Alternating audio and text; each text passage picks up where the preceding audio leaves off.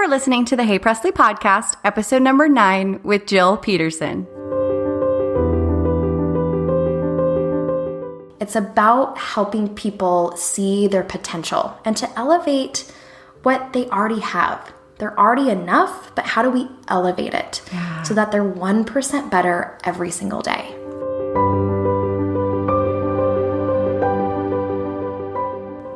Before we dive into this awesome interview, I just want to share the featured review. This one is from iTunes, and it's written by C. Shay21, and it says, quote, "I am literally so incredibly proud of you, my friend. We met many years ago, and even then you always had this quiet confidence and strong passion for people.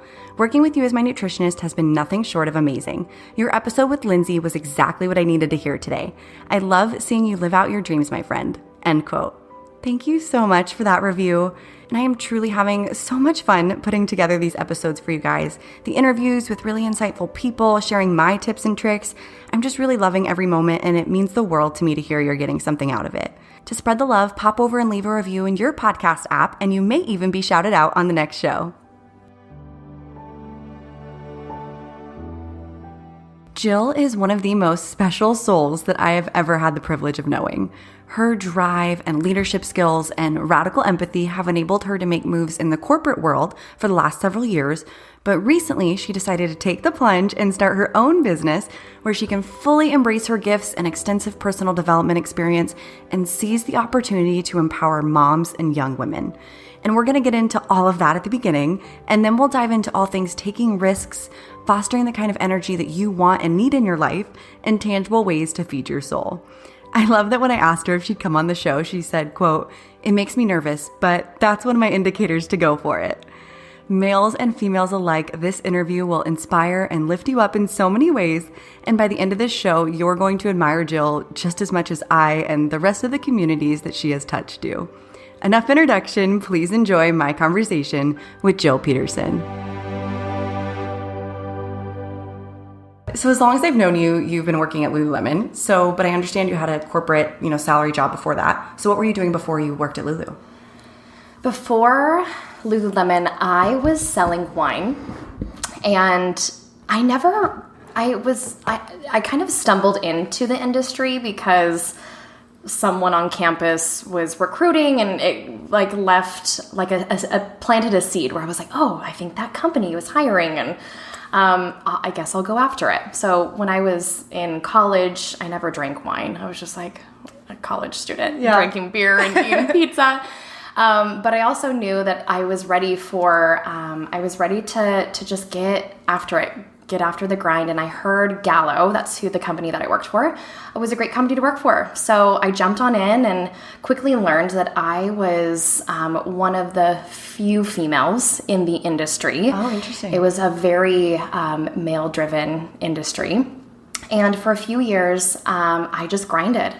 My job was to go into retail or grocery stores and to sell in those displays. So I had a huge portfolio. We'd have different initiatives and incentives, and I'd have to go in and charm the liquor manager or the store manager. And that's a useful skill, though. Right? And then and sell in whatever we were selling, and we'd get compensated for it. So it became and then that kind of like started my passion and love for wine now today. But I quickly learned that I was like hungry for that achievement. And when roles would open up to become a district manager or to oversee people and really manage them, I would always raise my hand but never get chosen.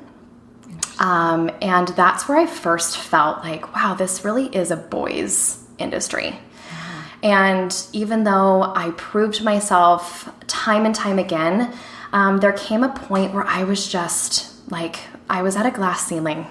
And I didn't really know that at the time, but then that just started, like, it created this rabbit hole that I then like kept going down. It was like men, and I was like, just, this frustration and comparing myself and totally losing who I was. And it really ate at me as a person. Like I'm super optimistic and positive, and I was just waking up every day miserable. I was just doing it because it gave me money. I had to live. I didn't know what else to do. I was fresh out of college, and it made me like realize like, gosh, there has to be more, but I need a sign. I'm like ready for something different. But I kept waking up every day unhappy, and I needed to change. And so what caused you to change? Luckily, yoga. So I've been practicing yoga since I was 17. Wow. My mom and dad divorced when I was 18. And yoga was my mom's way to recover from her divorce. And to keep close with my mom, I was like, I'll go with you. And then quickly found that I loved yoga. So I'm from Colorado originally and moved to Arizona for school. And I needed a studio as an outlet. And I found At One Yoga, which if people are listening who used to go to At One, we'd be like, yay, At One. But it was this amazing local studio that you just felt community. You felt like the second that you walked into these doors, all of the crap that happened from your day disappeared, and you got on your mat, and this incredible instructor would come and lead you, and you're listening to this music, and you're flowing, and like an hour goes by, and you're like, wow, that was amazing. Yeah. So yoga was my outlet to work. But in yoga, I found this girl in front of me wearing the cutest pants. I was like, what are you wearing? That's what we all look at yoga. Let's be real. Right. I'm like, look how cute her pants are. Right. Oh, wait. And the instructor's like, no behind. Judgment. And like, look within. I'm like, oh, yeah, I'm distracted by this girl's cute pants. And it was a little symbol, and it looked like a girl's wig. And I went up to her after class, and I was like, where did you get these cute pants from? She was like, they're Lululemon. I'm like, what? She was like, yeah, there's this little showroom that's maybe a few miles from here, but they have odd hours, so go check it out. I'm like, okay, cool. So I left yoga, and I went to my boyfriend's house, and I was telling him about this girl's pants. I'm like, they were so cute. And then I got online and started Googling the company. And sure enough, Lululemon came up, and I just like got lost. I spent probably my entire evening researching the company, and I'm like, wait, this is calling to my values and what I want to be up to. And is there a store here? How do I get a job here? How can I leave this job in wine and come work for this company that like feels like me? And I found that there was a little showroom in Scottsdale. So I would go, and I visited the showroom and just introduced myself to the team, bought my first pair of Lululemon pants, and was just hooked from there on out. And then I would continue to go to work. I would continue to go to yoga, but there was that thought of like, how do I work for this company? Yeah. Like I still just like love it. I honestly don't know anything about it besides that it sells yoga pants, and they talk a lot about personal development and vision and goals, and I want to do that. So fast forward, the showroom was closing, and they were opening a new store up at the Scottsdale Quarter. And I was like, this is my ticket. I'm going to go open that store in some capacity, whether I'm a seasonal employee or whether I'm just a part of the team. So I put my application in. I actually didn't get chosen. A friend of mine who I told about got an interview before me. And he got hired and then told the manager, like, hey, you should interview my friend. And then I had this incredible interview at a yoga studio with another girl that I'm still friends with today. And it was a very intimate group interview setting where it didn't feel like a interview. It felt like a conversation. And the store manager at the time interviewed me and was just really curious about my life. And I was like, what is happening here? I feel like I should be lying on a couch. And she was, giving me therapy. But in that moment, she asked a question about my happiness, and I just spilled the beans. I really shared my heart and got really vulnerable of how unhappy I was at my job. And a week prior to me sitting in front of her, my boyfriend, now husband, he just landed his dream job. And I remember being really happy for him, but I also remember going to bed hoping and wishing that was me. Yeah. I was really jealous. Absolutely.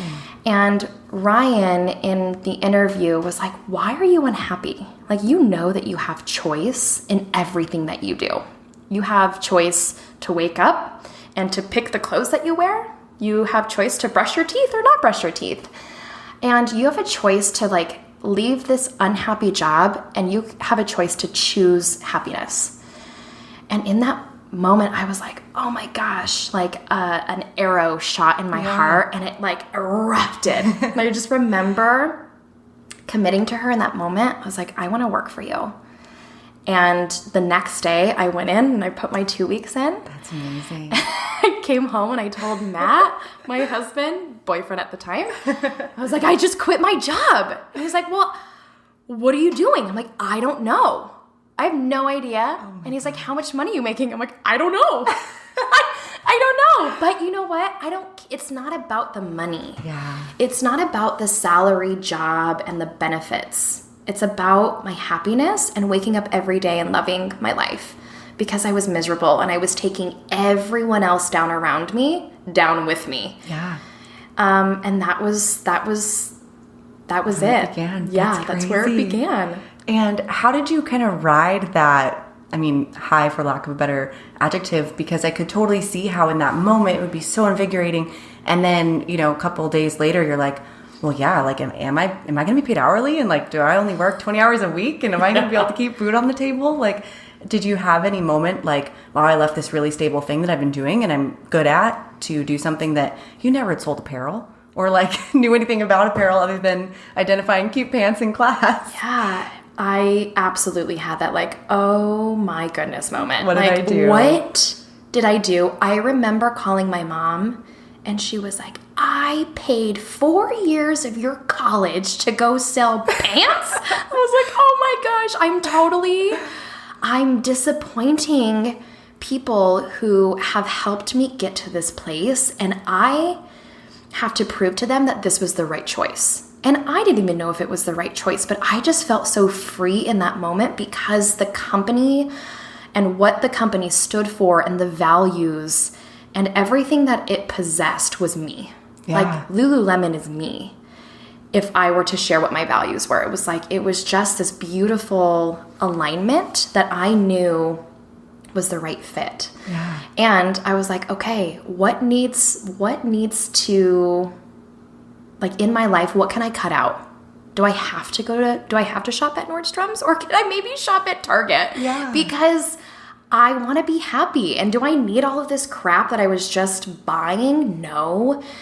So I definitely had to eliminate some things, but it was all things that like I needed to probably evaluate. Yeah. Like to shine the light on and be like, is this necessary? It's adding to my happiness anyway. Exactly. Yeah. And it was an hourly job. I got paid $11 an hour, and I was extremely happy. That was the best risk that I took to feel like myself again. Yeah. Oh, I love that. And so you worked for Lulu for about 8 years, is that right? Yeah, 8 Crazy. years. It was crazy. And Ryan was really the first person in that interview to create possibility for me. And little did I know that she was goal coaching me in that conversation. And that's where my curiosity really perked when she helped me. She asked me a couple of really great questions to help me answer the question myself. Like, what does my happiness look like, and what am I going to do about it? And I'm like, I want to be that for people. And so she was really the person to unlock this possibility, that's the best word that I can really land on, of becoming a store manager. Store managers have the ability to touch the entire team, to inspire them, to really get to know people on a different level, offer advice and opinions, and also be really tough on them, like challenge people and, you know, give them a little tough love so that they can be the best version of themselves. And I was like, I remember sitting in that interview, my first interview, and I was like, I want to be her, and I'm actually going to be better than her. And not in a conceited way, but I was like, that's so, you know, the journey of my tenure with the company was just really growing. It was like learning everything and like throwing myself into the community because it's all about people. It's all about connection, and really caring for people in such a deep way that it lit me up every single day, and it just fueled me to keep going, to keep growing. Yeah. And I didn't stop. That's amazing. Yeah. Do you remember any of the specific questions she asked you in your interview that really kind of caused you to do some internal work? I think like I don't remember a ton, but what I remember kind of concepts. Yeah. So choosing happiness has always stuck with me, and choice. Even to this day, after 8 years, so the first moment of being introduced to this company, she introduced choice. And still to this day, after like all of the experiences that I've gone through, all of the trainings, the seminars, the conferences, you name it, the one thing that I walked away with is the value of choice. And that is something that I choose who I get to be every single day. And some days I'm not the person that I know I am. And that's okay, but I don't beat myself up over it. Yeah. I've done a lot of work to like not go down that rabbit hole, but it's being aware that I'm not being the best version of myself. And how do I choose then to like get over it? Do I need to maybe turn on my favorite music and dance wildly in my house? Probably. Do I need to go for a drive in the car? Do I need to call my best friend and just like get out of my own head? I have these tactics to bring me back to that. But that's been the most valuable lesson. So she introduced it. Still to this day, it's something that I practice every single day, and it's what I want to continue doing for people because it's been so valuable for me. Absolutely.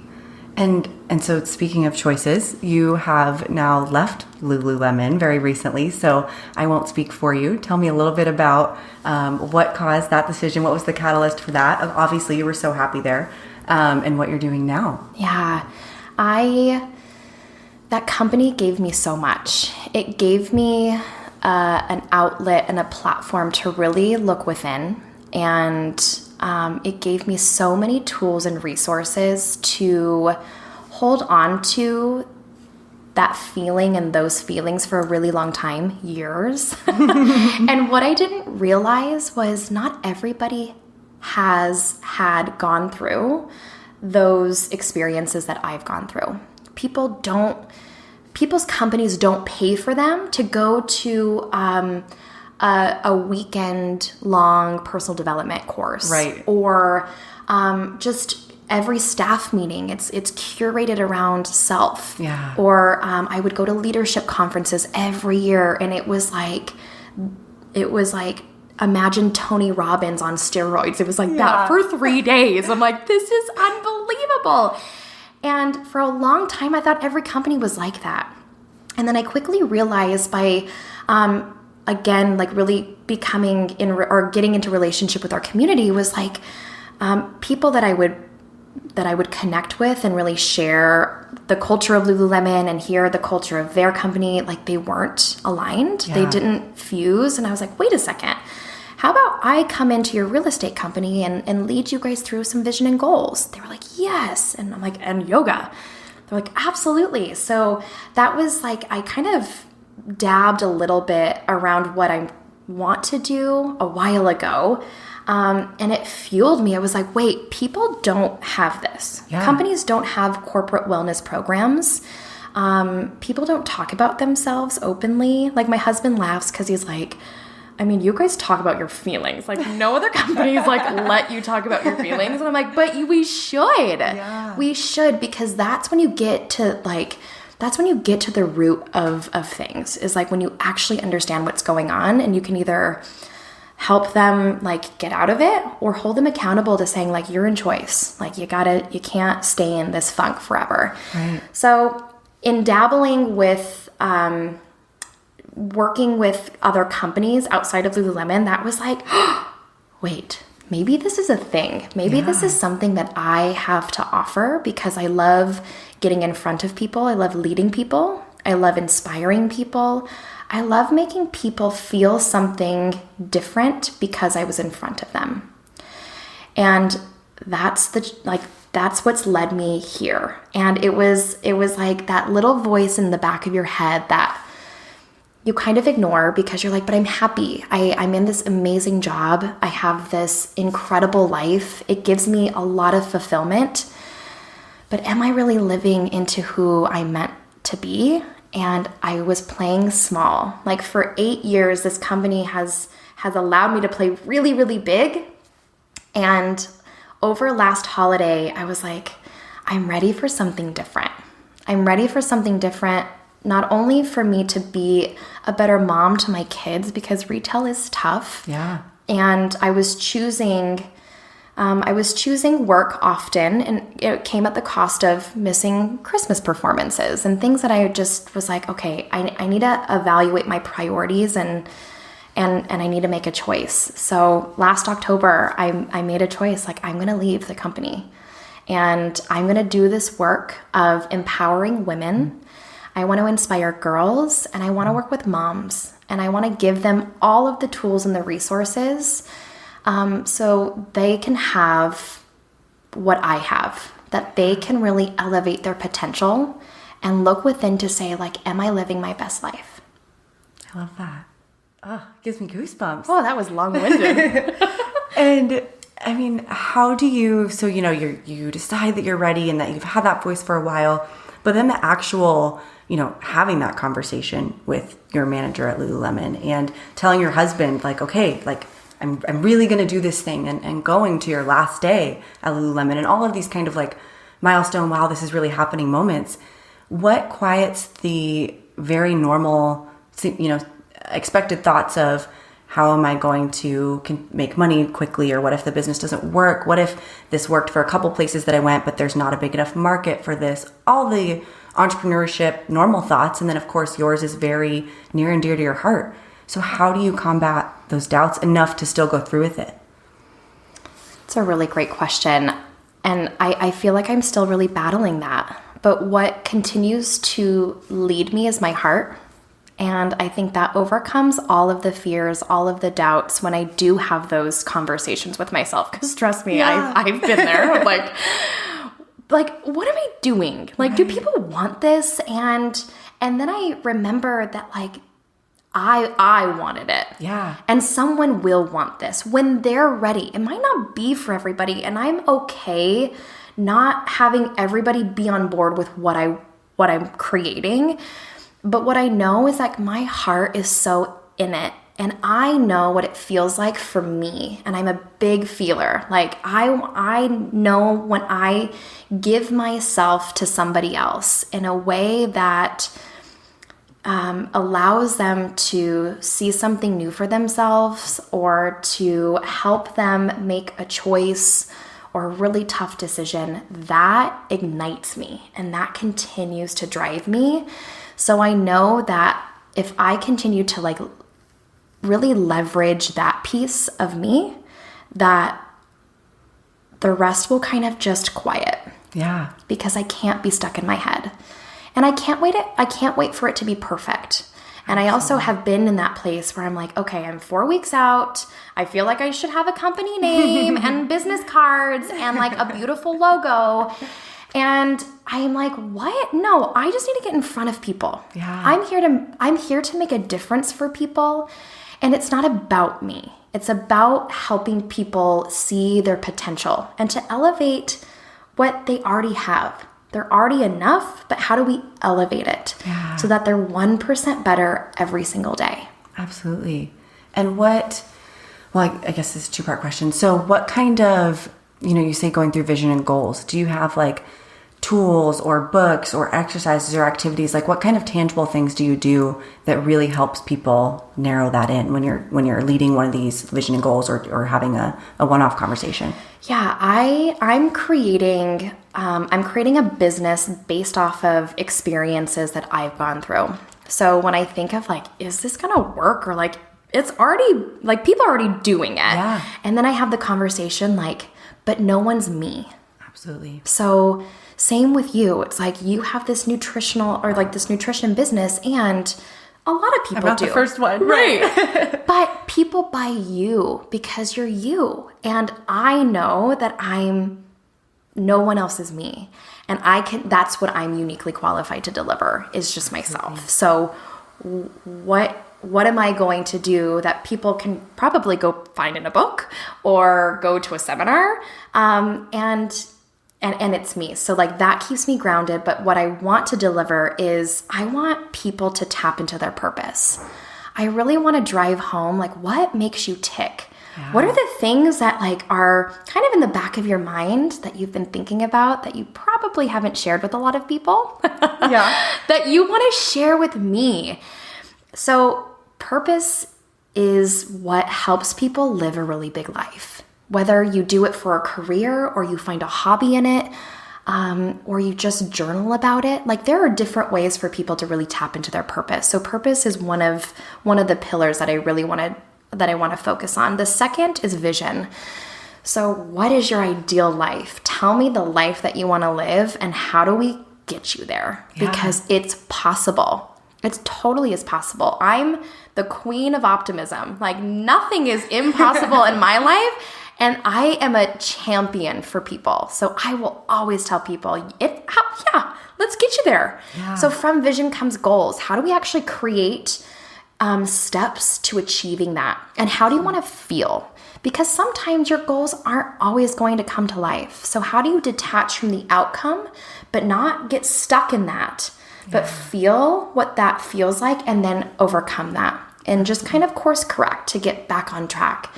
And then the last is habit. Like, how do we create positive habits so that you can live a full life, that you can really tap into all of the things that you're meant to do on this earth? Like, we all are here for a reason. I have gifts, you have gifts. And how do we make sure that everybody sees that their worth is worth something? Yeah. That's kind of my business plan in a nutshell. And I think another really big piece that people need to talk about is how to improvise. Yeah. If you want to be a really powerful leader, how can, and leader as in someone who's running a company, someone who is a parent, someone who is just a student. It doesn't matter. I feel everyone is a leader. But it's that self-control. When you are going down a path and it doesn't go down, it's not the same path that you had envisioned and hoped. It's like in that moment where it doesn't go right, it's how do you turn left and how do you be okay with that? How do you deal with those feelings versus getting anxiety, versus getting frustrated, pissed off, discouraged, and then it stops. So improvisation is something that I think is really powerful to teach people, and it's hard.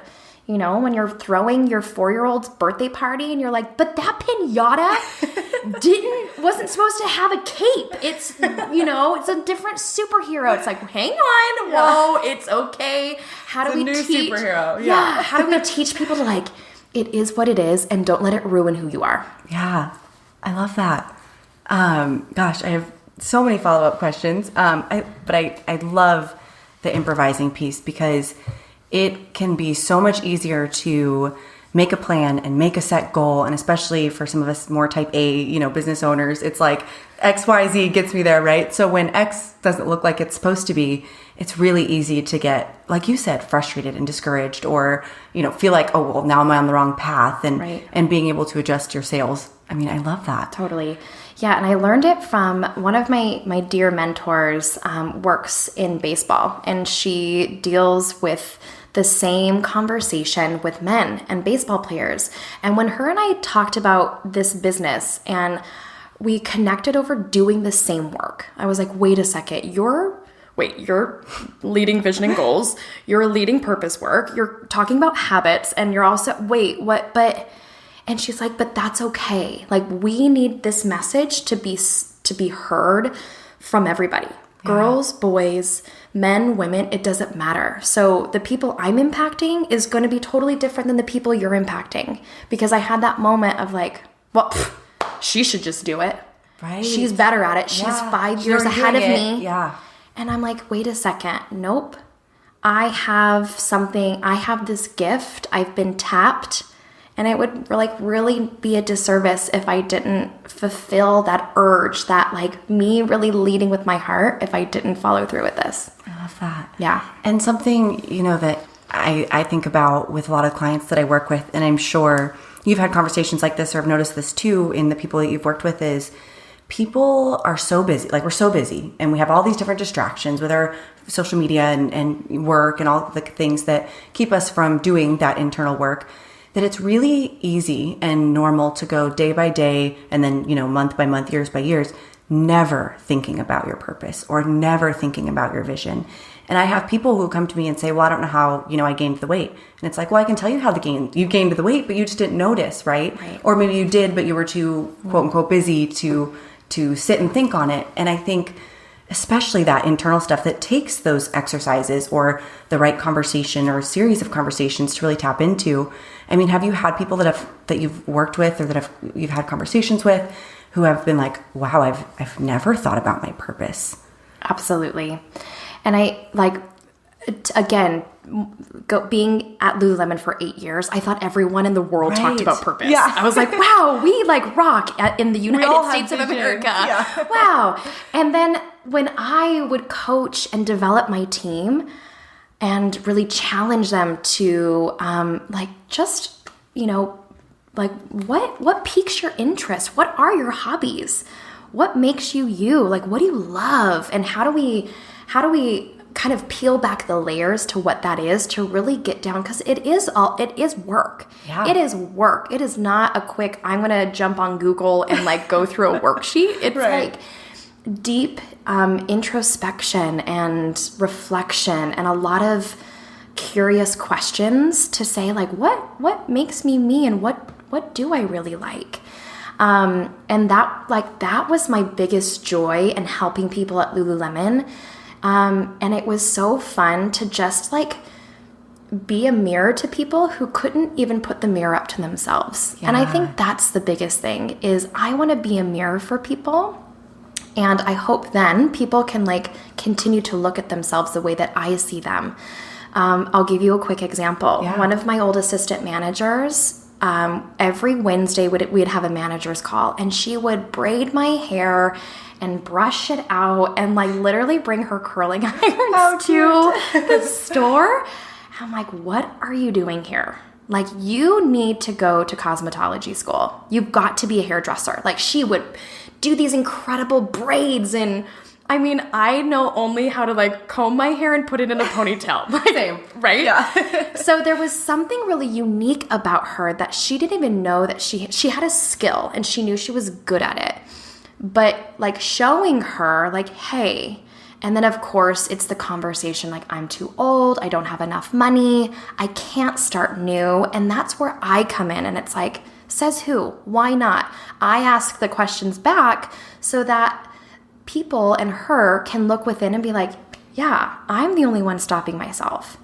So sure enough, we continue to really I would say mold that curiosity, that skill, until she finally was I'm ready to leave. I've saved up enough money. We would go through, okay, what's your purpose? What's your vision? Goals? How do we write a goal for you to save money so that you can go to school? And there comes a point in time when people would quit, and they wouldn't quit on me. They would quit to go do what they're called to do. And in this moment, she was I'm going to go do hair. I'm going to go to school. And now she's thriving. She's an amazing hairdresser. And it's that's just one example of a lot of people that I've helped identify who they are and what they're here to do. And just because she's not doing the same thing I'm doing, because we shouldn't all be doing the same thing I'm doing, it's amazing, because we need people to be different. We need the world to work because of how different and unique we all are. Yeah. And before we hopped on, we were talking about the word just, and I think that's a really interesting point. Is I think that a lot of people, and honestly, before I found my passion for nutrition, I think I felt very similar, that I am just a student. Or someone might be thinking, well, I don't have a cool skill like braiding hair. I'm just a mom. Mm-hmm. And what do you say to people that feel like they don't have something that's marketable, whether it's for a business or just a passion to pour into? Yeah, I think the word just, again, having this conversation with my girlfriend, I was telling her, I'm just a mom who is looking to do something more. And she's like, but you just being a mom is enough. And being just a student is enough. Like, there's a lot of pressure on us, whether it comes from family, it comes from societal norms, whatever it may be. Like, we always have to strive for more, but it's what's in people's heart that is the most important thing that we overlook. Absolutely. And I just watched the word just. I know, right? I know. Oh man, buzzword. Ding me. I watched a documentary last night about a woman in New York, and she wanted to be a pastry chef. And the reason why she got into baking was because of her grandma. And she loved baking, baked cakes, cookies. That was like her childhood. But when she moved to New York and became this amazing pastry chef after culinary school, she realized that like being a pastry chef was not what she wanted to do. She was like, I want to open up a bakery, but I'm in New York, but I've worked at these incredible restaurants and I don't know if I'm going to make it. But I know that if I open a bakery, I'm going to let a lot of people down. I'm going to let my family down. I'm going to let my parents down. I'm going to let whoever down. And then she realized, like, F it. Like, what do I have to lose? But that's what my heart is telling me to do. And now she opened up this incredible bakery that's thriving in New York. And she makes all of her grandmother's recipes.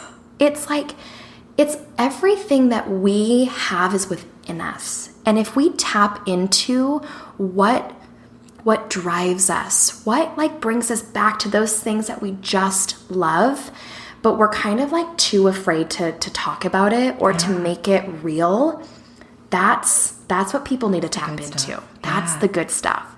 So follow your heart, follow your dreams. Like, don't, like, the whole looking good thing is like what makes people stay in a job for 40 years and they get stuck. But it's like, if you put 3 years into what you love to do, imagine the freedom that comes with it. Absolutely. Yeah. So many people don't want to have those hard conversations. Like, you know, so that baker from the documentary is going to have to tell her parents, who will be disappointed that she's not going to be a pastry chef. And people don't want to have those hard conversations, or they don't want to face potential public ridicule, which it's probably, you know, in their head a lot worse than it really is.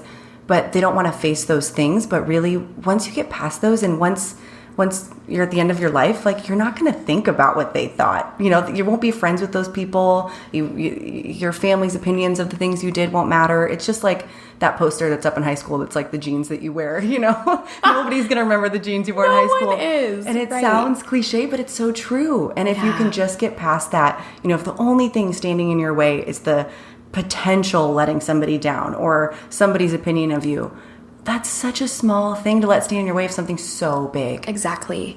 And it's my like, whoever's listening to this is my invitation to all of you to ask yourself that question. Like, are you living the life that you love? And are you living a purposeful life? And what are the things that you haven't told anybody that you love? And maybe that is something that you can just play with. Yeah. It might not be you quit your job, right, you know, the next day, but it's something to explore. And what happens when you explore that, like, the universe is magical. It like manifests and it builds and it grows and more things. You'll be like, whoa, I am now seeing this come into reality because I actually said it. So be careful if you don't want it to actually happen. Be careful of actually saying it. But it really is. It's an invitation for people to live a big life and a life of choice, because I need people in this world to be kind to people. And when you are doing the things that you love, like, we show people more respect. Absolutely. We help people out more. We're more empathetic. And if we're just withholding that amazingness that we all have inside of us, like, that's that's doing yourself a disservice, but it's also doing your community a disservice. So that's what I want people to tap into. It's like, how do we all hold hands and like move forward together? Because I need it. My kids need it. And your kids need it. So how do we tap into that heart space of like, what do we need to wake up? What do we need to wake up? Yeah. Because we need to. You need to. I was just telling somebody the other day that I was contemplating a next project, and I said, but I haven't put it out in the world too much yet because I have put things out in the world that happen really quickly. Yeah. And I've noticed, there's been cases where I put stuff out in the world and it kind of takes a while for the universe to catch up with you. And there's been other things that I've put out in the world and then it comes together really quick and like the universe was ready to meet me right there. Absolutely. And so I told them, I was like, I've noticed that sometimes the universe works quicker than I'm ready for. Absolutely. So people just need to be aware of that. I love it. And, when we were chatting prior to this interview, you said something that just gave me goosebumps, so I need to share it. And it was, quote, "Risk-taking isn't for the faint of heart, but I'm here to say that it's possible for everyone. The payoff is worth it, your life is worth it, and so is your happiness."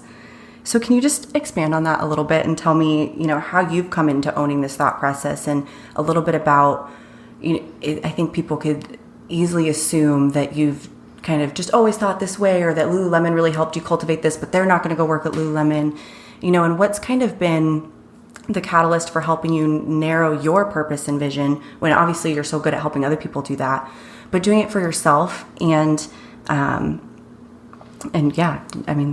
being able to own that. Wow, that's a big question. So when I said risk-taking, you're right. I would say Lululemon didn't set me up to like become this risk taker. Right. But it also it gave me tools and resources to really just come into my own. Like I know who I am and it allows me to be in choice every single day. So if something isn't serving me anymore, I have the confidence to take that risk. Or if I'm nudged to do something, it's like, oh, don't ignore that because I've learned that it's only going to continue to show up and manifest in a different way. So like, why don't you just explore what that little nudge is now? And if it's starting a business, if it's calling your father who you haven't talked to in years, it's like listening to your body will help you make those decisions. And when I said that risk-taking, because I've heard it before, it's like we say that not everyone's a risk-taker, not everyone's a leader. I find that to be so false. Like I said, champion for people. No matter who you are or where you're at in your life, you can do what you want. You can do it. And we might just need somebody to stand for us. Like somebody stood for me to say like, you deserve to live your best life. And that was like through different courses, but sure. I felt what that felt like to have somebody really see me as me, again, holding that mirror up to myself when I wasn't ready to hold it up for myself. And that's where I'm like, I want everyone to know that they can be risk takers. The payoff is so worth it. And this story, like why I'm sitting here today is because I've done it twice. I know leaving my corporate job when I first got out of college to jump into Lululemon was really scary. But what I knew was 8 years of my life has been the most fulfilling 8 years of my life. And that's like as silly as that sounds, but I now know because of the growth and the grind, it wasn't always easy. Like I had some really dark and shitty days, but I knew that the payoff was worth it. So it led me to this position that I'm in now of like, you're ready. That little nudge, it was telling me you have something bigger. You have something bigger to do because you've really caressed it and figured out what that was, and it's developing people. And how do I now go do that? And I didn't know that at a young age, being outgoing would serve me well. But as silly as it is, like, I just love people. That's my purpose. My purpose is to tap into other people's lives to help them see their potential. Absolutely. And people can do it. People can do it. Anyone can do it. So it's not just for the faint of heart. It's for everyone. That's perfect. I love that. And so, of course, you're a woman and a mother, but what pulls you so strongly to work with this specific demographic? Have you worked with women in the past and really enjoyed that? Or if you have had women that have poured into your life? Or what kind of makes you want to own that young girls and kind of mom population? So I grew up in a really awesome household. I had great parents. I had an awesome sibling. I had great grandparents, and they always gave me positive affirmations. They, on a daily basis, told me how beautiful I was. They would make me repeat it back to them. I'm beautiful. I'm this. So I grew up learning how beautiful I was, whether I felt it or not, or if I was bullied at school. I never let that get to me because I was ingrained in beauty, because I heard it from all the most important people in my life. Right. Gave that to me. And like, what a gift. And now what I see in schools, and even as teenagers, girls grow up into college, body issues, negative self-talk, no self-love, no self-worth, that pains me. And that's, again, where I'm like, I am called to like be their cheerleader. Yeah. To be like, let me give you tools and like, let's talk about it.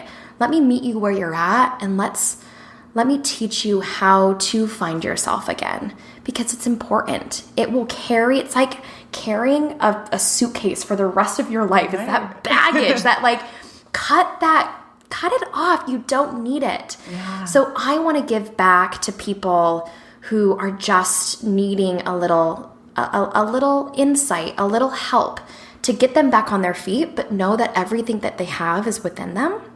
They don't need to seek anyone else's approval. It's all within them. So how kindly are they talking to themselves?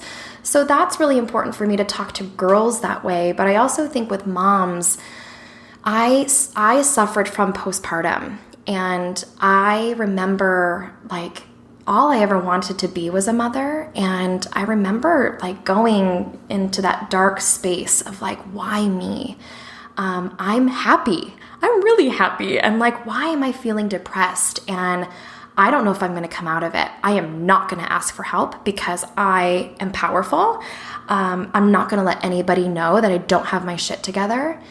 And it was in that moment that I'm like, hang on, like go to your tool belt and figure out what you need, because I was miserable. Yeah. I didn't know who I was. I completely lost myself, and there wasn't a space for me to turn to. And I was actually afraid to even pretend or to even like share these feelings with people because I didn't want to be judged. I felt super guilty. And all of the tools and the experiences that I went through led me to getting out of it. So I went back to my mat. I knew yoga was the best way for me to heal. Asking for help, as silly as that tool is, it's really powerful. Yeah. When you can ask people for help, like, hey, can you help me so I can go work out? Because I know that makes me feel good. Right. Can you come and just sit with me while I am pumping so I can talk to a human versus an infant? Right. So long-winded story, my story has led me to helping moms. I want them to know that I want to offer a space for them to come as they are, and to know that like I will help them find themselves again.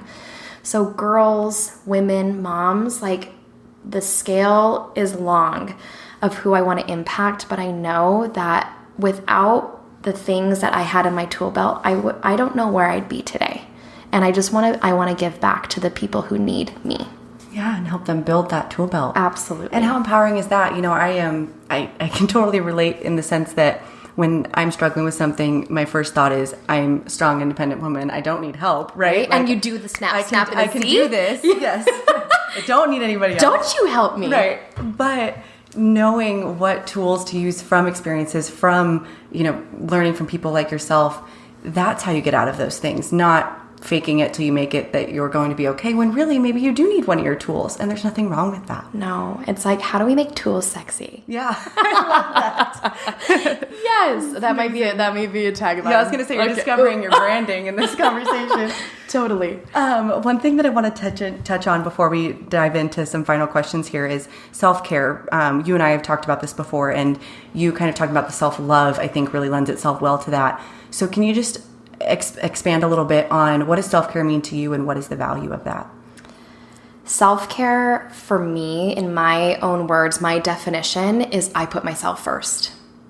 And luckily, I feel like all of these pivotal moments in my life has made me become the woman that I am. And I love learning through other people, whether it's collaborating from other people or seeing someone else's story. But I got to see my mom really struggle with this. I never saw her eat anything healthy growing up. I never saw her work out. She always put my brother and I first. Her marriage was constantly suffering. And it wasn't until their divorce that she gave me really sound advice. And it was like, don't ever put your happiness in the hands of anybody else. And so that I've hung on to that. And even through my marriage, and it hasn't been perfect with our marriage either, but it's like, I know that I have to put myself first. Same with kids, because we wear these hats, and it's like, I'm wearing the hat of mom, or I'm wearing the hat of manager, I'm wearing the hat of entrepreneur. And it's like, all of those hats are amazing. But how do you make sure that you, after all those hats are off, you make sure that you have what you need? And it looks differently for everybody. Some people need their coffee in the morning. Some people need their workouts. So it's figuring out what they need to feel like themselves, and they might need to actually let go of being someone else's to put themselves first. And I just selfishly have to. Yeah. And I want to give permission to a lot of men and women to say, put yourself first. Because if you're not first, if you're not good, then you can't be good for other people. Absolutely. And it's funny because I'm very big on energy as well. So it's like, even though you don't think your energy transfers to people, when you're having a bad day, whether it's an eye roll, whether it's a head down, people pick up on it. And then it sticks with them. Oh God, she's pissed at me because she gave me the eye roll, or she whatever. Right. It's it's always a really good check-in too of how is my energy? Yeah. And if I'm depleting, then what do I need to do to fill myself back up? Because other people do not deserve my baggage right now. So take care of yourself. I love that. That's perfect. Is there a quote or a framework that has shaped the way that you live your life? And if that's too big to think about, is there one that you've come across in the last year or so that really resonates with you? I love that you asked this. And one that just really resonates with me is, how you do anything is how you do everything. So when you think about when you wake up in the morning and your bed is unmade, the first thing I do in the morning is make my bed. That's what I do. I love you that. Do? Yes. Well, and it's gosh, at the end of the night, and sometimes I have to give my permission, I have to give myself permission, I am not going to clean up that toy room, but I'm if I want to live this life, I am going to have to pick up my my kids' toys, and it makes me feel good if I'm you know what, I have laundry piled up, and I'm just going to leave it, and I'm nope. Because it's going to make me feel good in the morning that I'm not going to spend 15 minutes doing it. So I really look at that as how I do anything is how I do everything. How I communicate with my friends or family, how I am with business, how I interact with people. It rings true in all areas of my life. So I love that quote. That's perfect. If you could ask everyone to do something specific that you believe would change their life for the better, what would it be? Listen to your heart. Listen to your heart. Listen to that nudge. Listen to that really quiet voice that when you are doing something that you love and you walk away from it, but it still is like vibrating in your body, that's like, don't look away. Like, look harder, look within. That's perfect. How can people connect with you or get involved with your upcoming business? Oh my gosh, this is so fun. Well, I don't have a website. I don't have a business name. Perfect. But love it. More to come. Yes. And you can find me on Instagram. I'm really trying to be better at social media. I'm not great at it, but I'm going to say that I'm working on being great. Perfect. And so I'll tag you in the show notes. Yeah, so I was going to say, follow me. I like to say I follow the fun. That's my tagline for myself. Follow the fun. So find me on Facebook or Instagram. Perfect. Yeah. And before I let you go, what do you believe are the ingredients of a healthy life? Ooh, ingredients for a healthy life. Saying yes to yourself. Love. And connection. That's perfect. That's awesome. it. Thank you so much for being here, Jill. It was truly a pleasure, and I am so excited for you. Oh, and all pleasure is all mine. Thank you.